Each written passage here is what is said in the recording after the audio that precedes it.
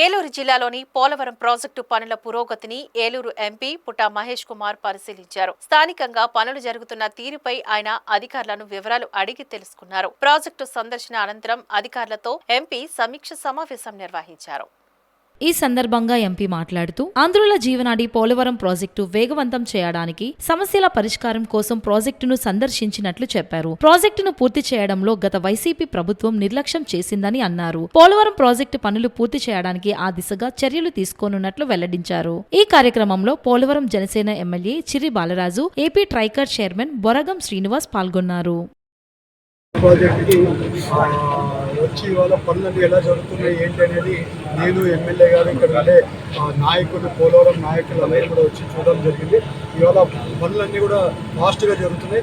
మా టార్గెట్, మా government target, మా చంద్రబాబు నాయుడు గారు చాలా కష్టపడుతున్నారు ఈ ప్రాజెక్ట్ కంప్లీట్ చేయడానికి.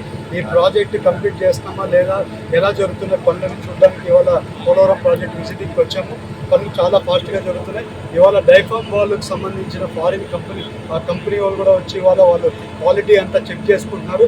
అన్నీ కూడా ఇవాళ ఈఎన్సీ గారు, సిఈ గారు, ఈఈ గారు అందరూ కూడా ఇక్కడ ఉండి అన్నీ కూడా పనులన్నీ కూడా ఫాస్ట్గా జరుగుతున్నాయో లేవో ప్రతి ఒక్కటి వాళ్ళు ఫాలోఅప్ చేసుకుంటున్నారు. ఇవాళ మా రాష్ట్ర ప్రజలకు చెప్పాల్సింది ఏంటంటే వచ్చే 2 ఏళ్ళు 3 ఏళ్ళలో ప్రాజెక్ట్ కంప్లీట్ చేయడానికి ఫుల్ కృషి చేస్తున్నారు. అదే రకంగా పనులు కూడా జరుగుతున్నాయని మీ అందరికీ చెప్తున్నాను. అందరికీ కూడా నమస్కారం.